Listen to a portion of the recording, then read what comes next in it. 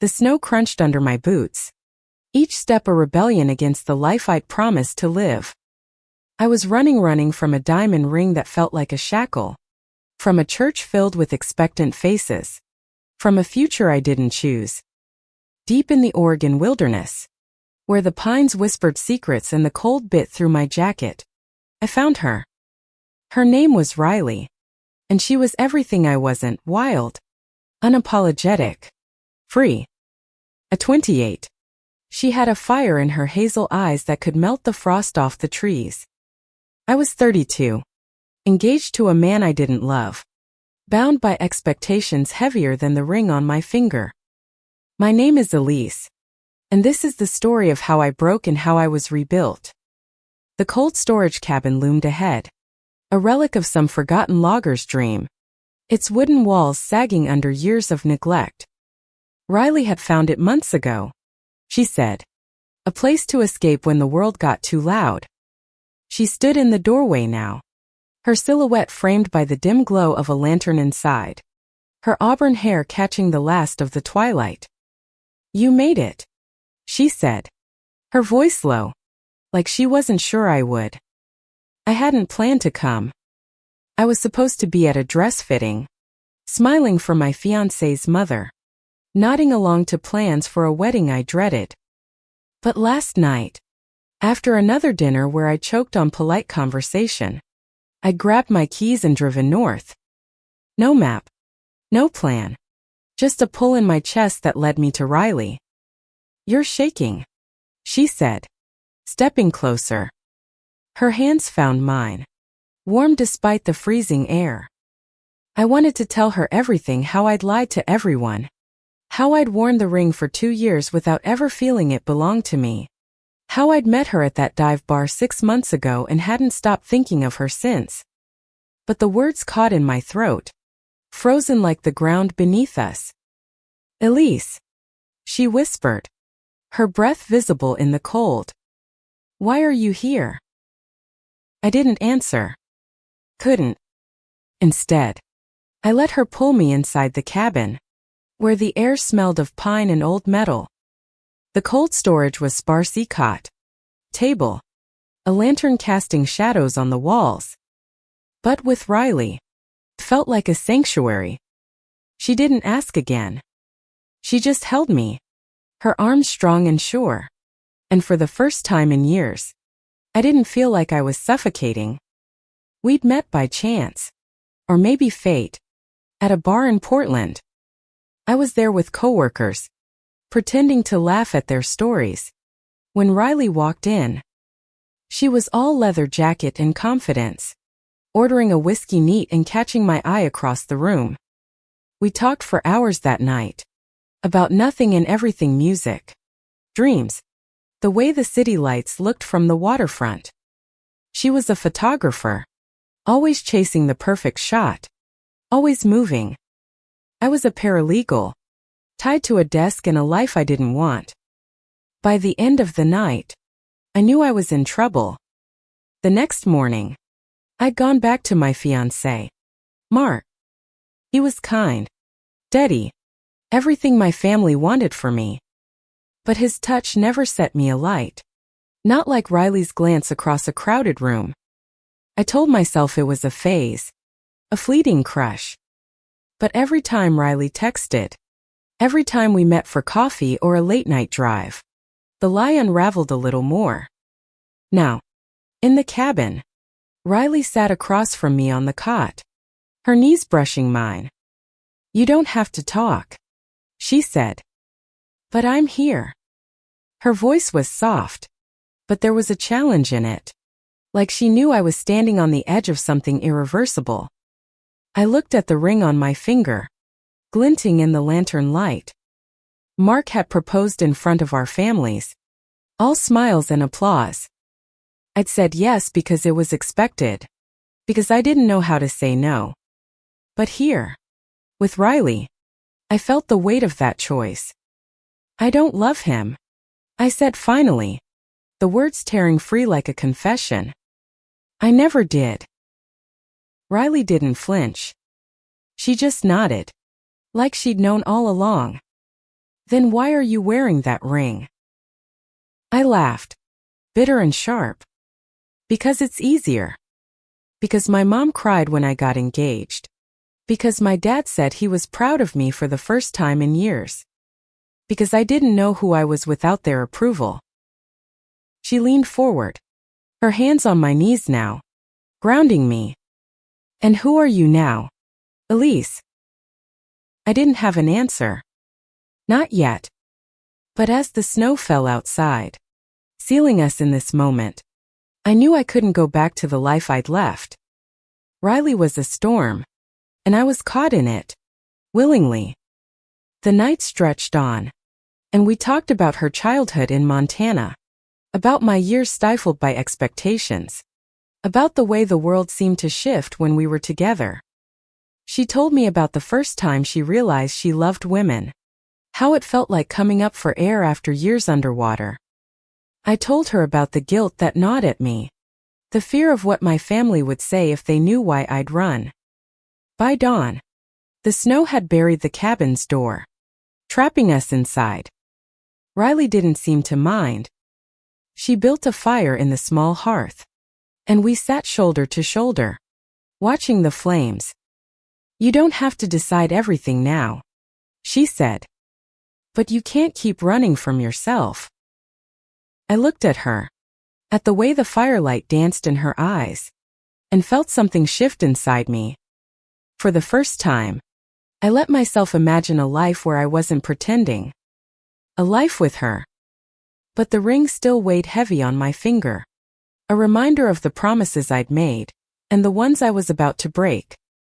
The fire crackled, its warmth a fragile shield against the cold seeping through the cabin's walls. Outside, the snowstorm raged, a howling beast that made the world feel both infinite and suffocating. I sat closer to Riley than I meant to, her shoulder brushing mine, her presence a tether to something I didn't yet understand. She didn't push me to talk, but her silence was louder than any question. I twisted the ring on my finger, its edges biting into my skin.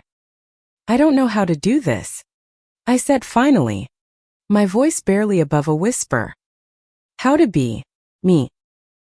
Riley tilted her head, studying me like I was one of her photographs, a moment she needed to capture just right. You don't have to know, she said. You just have to start. Her words hung in the air, simple but heavy. I thought of Mark, probably pacing our apartment in Portland, wondering where I'd gone. I hadn't left a note, hadn't answered his calls. Guilt twisted in my gut, but it was drowned out by the pull I felt toward Riley, toward the truth I'd buried for years. Tell me about him, she said, not unkindly. Mark. What's he like? I sighed, leaning back against the rough wooden wall. He's good. He's a teacher. Loves his students. Always brings me coffee when I'm working late. Everyone says we're perfect together. I paused, the words tasting sour. But when I'm with him, I feel like I'm playing a role. Like I'm someone else's idea of me. Riley nodded, her expression unreadable. And when you're with me. My breath caught. I wanted to say that with her. I felt alive, like I could breathe for the first time. But the words felt too big, too dangerous. Instead, I said, you make me want to be honest. She smiled. Small. Sad thing. That's a start. The storm kept us trapped for 2 days. And in that time, the cabin became our world. We cooked canned beans over the fire, shared stories of our pasts, laughed at nothing. Riley showed me her camera, the lens scratched from years of adventures. She talked about the places she'd been: Glacier National Park, the deserts of Utah, the rocky coast of Maine, and the people she'd met. Each one a story she carried with her. You could come with me, she said one night, her voice casual but her eyes intense. See the world. Leave all this behind. I laughed, thinking she was joking, but her expression didn't waver. I'm serious. Elise. You don't have to go back. The idea was intoxicating, a life untethered with her. But it was also impossible. I had a job, family, fiancé. I had responsibilities. I can't just run away, I said, my voice cracking. People are counting on me. Counting on you to what? She asked, leaning closer. To live a lie. To marry someone you don't love. Her words cut deeper than I wanted to admit. I stood, pacing the small space, the ring suddenly feeling like it was burning my skin. You don't get it, Riley. My family plan my whole life. They think Mark is my future. If I leave, I lose them. She stood too, closing the distance between us. And if you stay, you lose yourself. I froze, her words echoing the fear I'd carried for years. She was right, and I hated it. I hated how she saw me, how she made me see myself. I wanted to run, to hide, but there was nowhere to gun it in this storm. Not in this moment. Elise, she said softly, her hand brushing my cheek. You're allowed to choose yourself. I closed my eyes, her touch sending a shiver through me.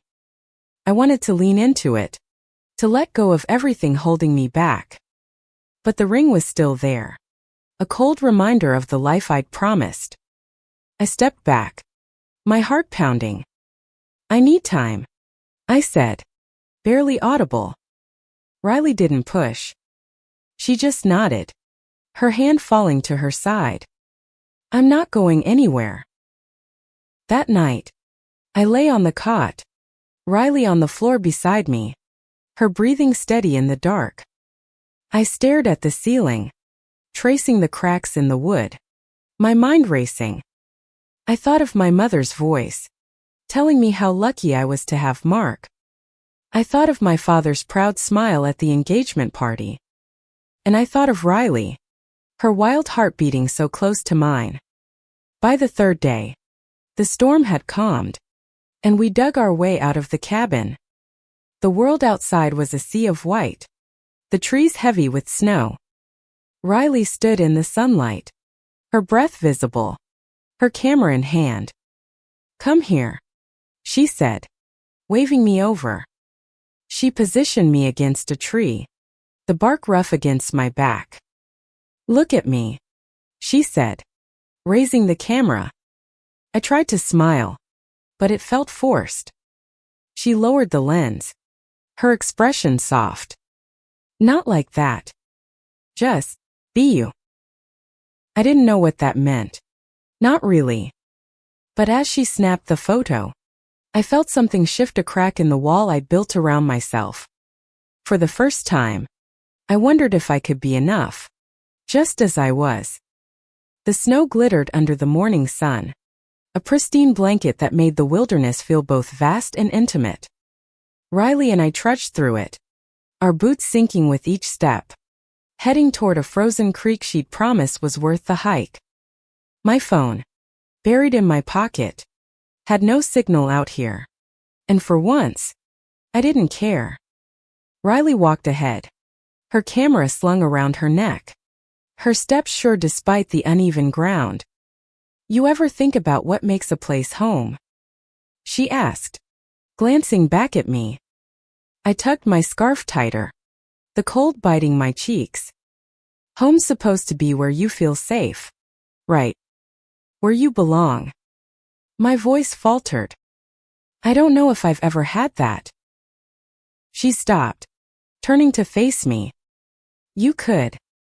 You just have to decide what it looks like. Her words stirred something in me, a longing I'd buried under years of doing what was expected. I thought of my apartment with Mark, its neat furniture and framed photos, all chosen to please someone else. Then I thought of this cabin, of Riley's laughter filling the small space, and my chest ached with possibility. We reached the creek. Its surface a mirror of ice reflecting the sky. Riley crouched, snapping photos. Her focus absolute. I watched her, marveling at how she found beauty in everything, the way the light hit the ice, the curve of a branch, the quiet of the wilderness. I envied that freedom, that ability to see the world without fear. Elise, she said, still focused on her camera. What's the one thing you've always wanted to do but never did? I hesitated, the question catching me off guard. I wanted to paint. Not just as a hobby, but really paint. Like, make something that matters. I laughed, embarrassed. Stupid, right? I haven't touched a brush since college. It's not stupid, she said, looking up. Why'd you stop? I shrugged, kicking at the snow. Life. Expectations. My parents said art wasn't practical. Then I met Mark. And he didn't get it either. Riley stood, brushing snow off her jeans. You should paint again. For you, not them. Her words were simple, but they hit like a revelation. I'd spent so long pleasing others, me parents, Mark, even strangers, that I'd forgotten what I wanted. I looked at Riley. Her face flushed from the cold, and felt a surge of courage. Maybe I will, I said, surprising myself. We spent the day by the creek, talking about dreams we'd shelved, fears we'd carried. Riley told me about her first love, a girl in high school who broke her heart but taught her to be fearless. I told her about the nights I'd lie awake, imagining a life where I wasn't afraid to love who I wanted. The ring on my finger felt heavier with every word, a symbol of a life I wasn't sure I could keep living. That evening, back in the cabin, Riley pulled out a bottle of whiskey she'd stashed in her bag. To surviving the storm, she said, pouring us each a shot. We clinked glasses, the burn of the liquor grounding me in the moment. To surviving, I echoed, but my eyes were on her, not the glass. She held my gaze, and for a moment, the world narrowed to just us, the crackle of the fire, the warmth of her presence, the unspoken truth hanging between us. I set my glass down, my heart racing. Riley, the words caught, but she didn't look away. I took a breath, forcing myself to keep going. I don't know how to do this, but I know I feel something when I'm with you. Something real. Her expression softened, but there was a flicker of hesitation in her eyes. Elise, feel it too. But that ring, it's not just a piece of metal. It's a promise you made. I know, I said, my voice breaking. But what if it's the wrong promise? She didn't answer right away. Instead, she reached for my hand, her fingers brushing over the ring. You have to be sure, she said. Because once you choose, there's no going back. I nodded, tears stinging my eyes. I wasn't sure, not yet, but for the first time, I felt like I could be. We sat in silence, her hand still holding mine, the weight of her words settling over me like the snow outside. The next morning, Riley suggested we hike to a nearby ridge, a place she said had the best view in the wilderness. The climb was steep, my legs burning with each step, but Riley's steady presence kept me going. At the top, the world opened, UPC of snow-covered trees stretching to the horizon, the sky a brilliant blue. It's beautiful, I whispered, my breath catching. Riley stood beside me, her shoulder brushing mine. It's yours, if you want it. All of it. I knew she wasn't just talking about the view. She was offering me a life where I could be myself, where I could love her without fear. But the ring on my finger was a reminder of everything I'd have to leave behind. My family. My friends. The safety of a life I'd been taught to want. I turned to her.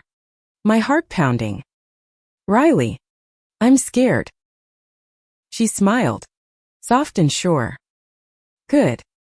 That means it matters. The ridge became our refuge. A place where the world's noise couldn't reach us. Riley and I spent hours there. Watching the sun sink behind the mountains. Painting the sky in hues of orange and pink. Each moment with her felt like a theft. A stolen breath from a life I wasn't supposed to have. Back at the cabin. The air felt heavier. Charged with the weight of what we hadn't said. I caught myself watching Riley, how she moved with purpose. How her laughter filled the small space. How her eyes found mine when she thought I wasn't looking. The ring on my finger felt like a betrayal. Not just to Mark, but to her. That night, as we sat by the fire, I found the courage to ask, Riley, have you ever been afraid to love someone? She leaned back, her hands clasped behind her head, staring at the ceiling. Yeah, she said after a pause. Every time. Love's scary as hell. It's like jumping off a cliff and hoping you land somewhere soft. I laughed, but it was shaky. How do you do it? How do you just jump? She looked at me, her gaze piercing. You don't think about it. You just feel it. And then you decide if it's worth the fall. Her words lingered, and I felt the cliff's edge beneath my feet. I'd spent my life playing it safe, choosing the path others laid out for me. But Riley was different. She was the fall, the risk, the unknown. And I wanted it, more than I'd ever wanted anything. The next day, we ventured out again. This time to a frozen lake Riley had photographed last winter. The ice was thick, dusted with snow, and she insisted on teaching me to skate, using old boots and makeshift blades she'd rigged from scrap metal. I was terrible, my ankles wobbling, my hands flailing, but Riley's laughter echoed across the lake, pulling me along. Stop thinking so much, she called, gliding backward with infuriating ease. Just let go. I tried, and for a moment, I did. My body moved with hers, clumsy but free, and I felt a spark of joy I hadn't known in years. When I inevitably fell, Riley was there, catching me before I hit the ice. Her arms were strong, her breath warm against my cheek, and for a heartbeat, forgot the ring, the wedding, everything. You're getting it, she said, her voice soft, her hand still steadying me. I looked into her eyes, and the world fell away. Riley, I said, my voice trembling. I think I'm falling for you. Her smile faltered, not from doubt but from the weight of what I'd said. She didn't let go of me, but her grip tightened, like she was anchoring us both. Elise, she whispered, you have no idea how long I've wanted to hear that. We stood there, the cold forgotten, the lake stretching endlessly around us. I wanted to kiss her, to close the distance between us, but the ring burned against my skin, a reminder of the life I hadn't yet left behind. I stepped back, my heart pounding, and Riley let me go, her eyes never leaving mine. Back at the cabin, the tension between us was palpable. We cooked dinner in silence, the clatter of pots and the crackle of the fire the only sounds. I wanted to say more, to tell her I was ready to choose her, but fear held me back. What would my family say? What would I lose if I walked away from Mark? From everything I'd known? Riley seemed to sense my turmoil. She didn't push, but she stayed close, her presence a quiet promise. That night, as we lay side by side on the cot, I reached for her hand. She laced her fingers through mine, and I felt the warmth of her skin, the steadiness of her pulse. "Tell me about your painting," she said, breaking the silence. "What would you paint if you could?" I closed my eyes, letting myself imagine it. "The wilderness," I said. "This place. The snow. The trees. The way the light hits the ice. And you right in the middle of it." She squeezed my hand. "I'd like to see that." I turned to face her, our faces inches apart in the dark. "I want to be someone who can paint that," I said. "Someone who's not afraid." "You already are," she said, her voice fierce. "You just have to believe it." Her words were a lifeline, pulling me toward a version of myself I barely recognized. But the ring was still there. Cold weight I couldn't ignore. I knew I had to make a choice, Riley, or the life I'd been living. And with every moment I spent with her, that choice became clearer and more terrifying. The next morning, as we packed to leave the cabin, the snow had melted enough to make the road passable. Riley handed me a small notebook. "For your sketches," she said. "Or your thoughts. Whatever you need to figure out." I took it, my fingers brushing hers, and felt a surge of gratitude. She wasn't asking me to decide now, but she was giving me the tools to find my way. As we loaded the car, I looked back at the cabin, its weathered walls holding the weight of everything we'd shared. I wasn't ready to take off the ring, not yet. But for the first time, I could imagine a day when I would. The drive back to Portland was quiet, the hum of the engine filling the space where words should have been.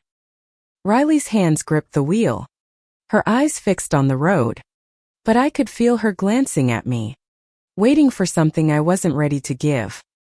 The notebook she'd given me sat in my lap, its blank pages a challenge I wasn't sure I could meet.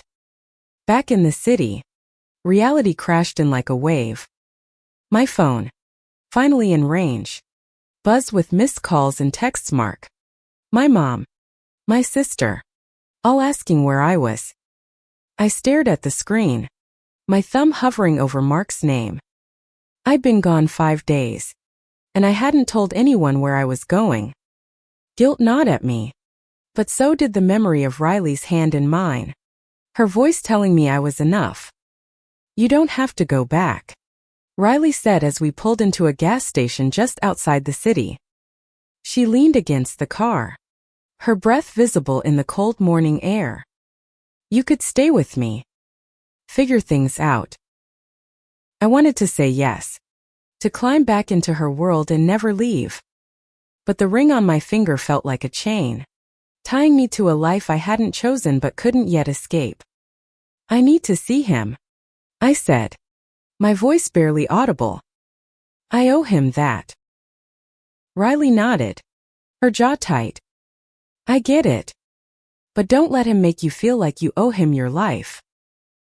Her words stayed with me as I drove to my apartment, the city lights blurring through my tears. Mark was waiting when I walked in, his face a mix of relief and anger. "Elise, where the hell have you been?"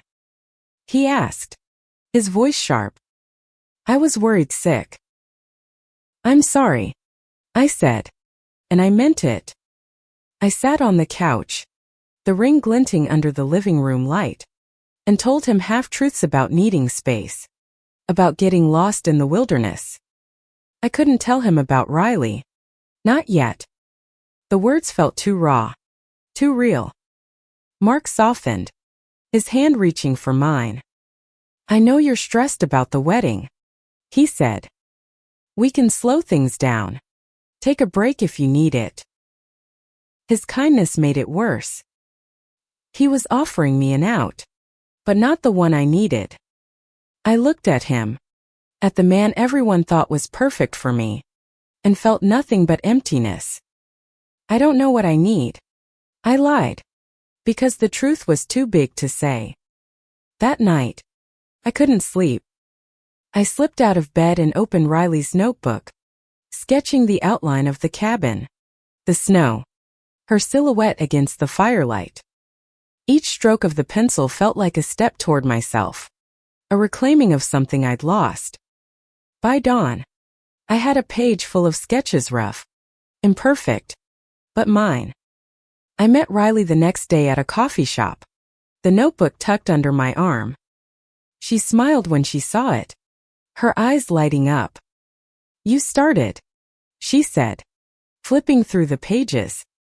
"These are good, Elise. Really good." I blushed, unaccustomed to praise that wasn't tied to someone else's expectations. "It's just a start," I said. "But it feels right." She reached across the table, her hand covering mine. "You're finding your way," she said. "I can see it." Her touch sent a jolt through me, and I didn't pull away. We spent the afternoon wandering the city, talking about everything and nothing: art, music, the way the rain made Portland feel alive. With her, I felt like I could breathe, like I could be the person I'd always wanted to be. But reality kept creeping in.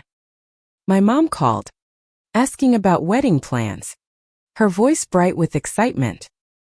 My sister texted, wanting to know when we'd pick bridesmaid dresses. Each message was a reminder of the life I was supposed to live, the one I was betraying with every moment I spent with Riley. That evening, I went to Riley's apartment, a small loft filled with photographs and books. She showed me her portfolio images of deserts, mountains, people caught in moments of raw emotion. "This is what I love," she said, pointing to a photo of a woman laughing in the rain. Capturing the truth, no matter how messy. I wanted to be that truth, to live it with her. But when I looked at the ring on my finger, I saw Mark's face, my parents' expectations, the life I'd been taught to want. "Riley," I said, my voice shaking, "I don't know if I'm strong enough to do this." She stepped closer, her hands framing my face. "You are," she said fiercely. "You're stronger than you know." Her lips were inches from mine, and I wanted to close the distance, to let go of everything holding me back. But fear stopped me, cold and sharp. I stepped back, tears in my eyes. "I need to talk to Mark," I said. "I need to end this the right way." Riley nodded, her expression a mix of pain and pride. "I'll be here," she said. "When you're ready." I left her apartment, the notebook clutched to my chest, my heart torn between the life I had and the one I wanted. The ring felt heavier than ever, but for the first time, I could imagine a future without it. The air in my apartment felt stale, like it belonged to someone else's life. Mark was at work, and I paced the living room, Riley's notebook open on the coffee table, my sketches staring back at me. Each line was a piece of myself I'd reclaimed, a step toward the truth I'd been running from. I knew I had to talk to Mark, to tell him everything. But the thought of his face, his hurt, his confusion made my stomach twist.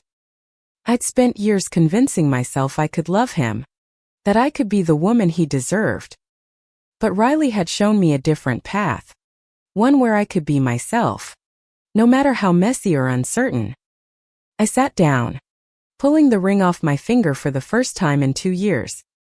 Sat on the table, small and heavy, a symbol of a life I couldn't live anymore.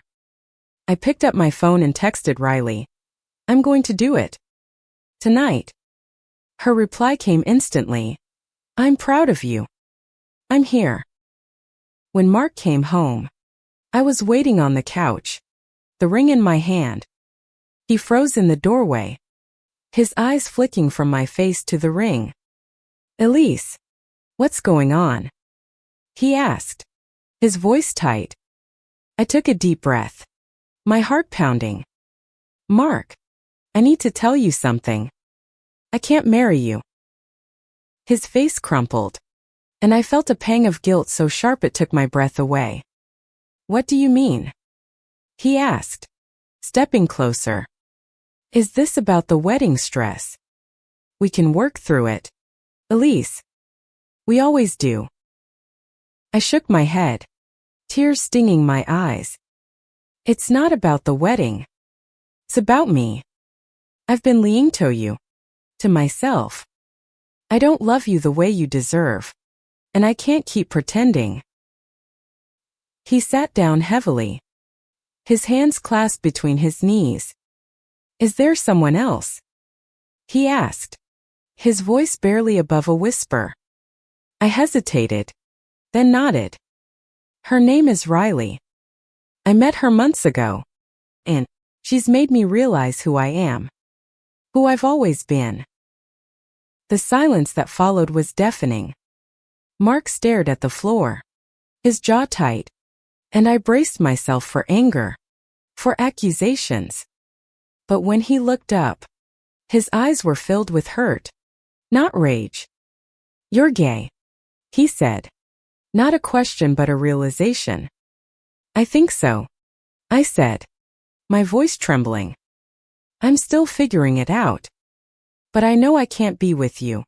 Not like this. You deserve someone who loves you fully. And I'm not that person." He nodded slowly, his hands shaking. I thought we were happy." "I tried to be," I said, tears spilling over. "I wanted to be what everyone expected. But I can't anymore." Mark stood, pacing the small space. "So what now? You just leave? Throw away everything we've built?" "I'm not throwing it away," I said, my voice breaking. "I'm letting you go, so you can find something real. And so I can too." He didn't say anything for a long time. When he finally spoke, his voice was quiet, resigned. "I need time to process this. But I want you to be happy, Elise. Even if it's not with me." I left the apartment that night, the ring on the table, my sketches tucked under my arm. I drove to Riley's, my heart a mess of relief and fear. She was waiting on her doorstep, her eyes searching mine as I approached. "It's done," I said, my voice raw. I told him. She pulled me into her arms, and I let myself fall, the weight of the past falling away. For the first time, I felt free not just from Mark, but from the expectations that had defined me for so long. We spent the night in her loft, talking, crying, laughing. I told her about the conversation with Mark, about the guilt and the relief. She told me about her own journey, the years it took to accept herself, the people she'd lost along the way. Her strength gave me hope, a vision of a future where I could be whole. The next morning, I woke to the smell of coffee and the sound of Riley humming in the kitchen. I opened the notebook, sketching her silhouette against the window, the city waking up beyond. Each stroke felt like a promisito her, to myself. But the world wasn't done with me yet. My phone buzzed with a call from my mom, her voice sharp with worry. "Elise, what's going on?" "Mark called. He said you broke off the engagement." I took a deep breath, steeling myself. "Mom, I need to tell you something. I'm not marrying Mark. And I'm in love with someone else. A woman." The silence on the other end was heavy, and I braced for her anger, her disappointment. But when she spoke, her voice was soft, uncertain. "Elise, I don't understand. But I want to. Can we talk?" It wasn't acceptance. Not yet. But it was a start. I hung up, tears in my eyes, and Riley was there, her hand on my shoulder. "You did good," she said, her voice warm. I looked at her, at the life we could build, and felt a spark of courage. The road ahead would be hard. Me family, my friends. The world wouldn't make it easy. But with Riley by my side, I knew I could face it. The weeks that followed were a blur of change. Each day a step toward a new version of myself. I moved out of the apartment I'd shared with Mark, renting a small studio near Riley's loft. My sketches filled the walls, rough but honest, a testament to the life I was building. Riley was there through it all, her presence a steady anchor in the storm of my unraveling.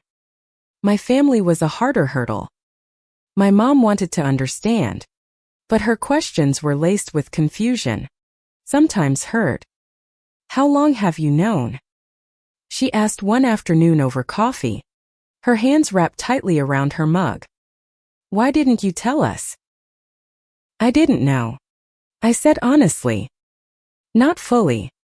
Not until Riley." My dad was quieter, his disappointment a heavy silence. But my sister, to my surprise, reached out, her texts full of support. "I just want you to be happy," she wrote. "And you seem happy with her." It wasn't everything, but it was enough to keep going. Riley and I spent our days exploring the city, our nights tangled in conversation and laughter.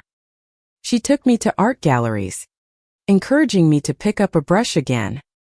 My first painting was of the cabin, the snow, her face lit by firelight.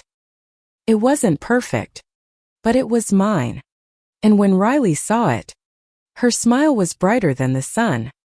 One evening, we drove back to the wilderness, to the cold storage cabin where it all began. The snow was gone, replaced by wildflowers and the hum of spring. We sat on the ridge, the world stretching out below us, and I felt a peace I'd never known. "Elise," Riley said, her voice soft but sure. "I love you." I turned to her, my heart full. "I love you too." We kissed, slow and certain, the wilderness bearing witness to a promise we didn't need a ring to make. The ring I'd worn was gone, left behind with the life I'd outgrown. In its place was Riley, her hand in mine, her heart beating with mine. The cabin stood behind us, a symbol of the moment I'd chosen myself. It wasn't the end of my journey, there were still conversations to have, bridges to mend, a life to build. But with Riley by my side, I knew I could face it all. As we walked back to the car, hand in hand, I thought of the girl I'd been, the one who'd run to this place to escape. She was still part of me, but she wasn't all of me. I was Elise, artist, lover, a woman learning to be free. And in the cold storage, deep in the wilderness, I'd found the courage to hold her close. The future was uncertain, but it was ours. And that was enough.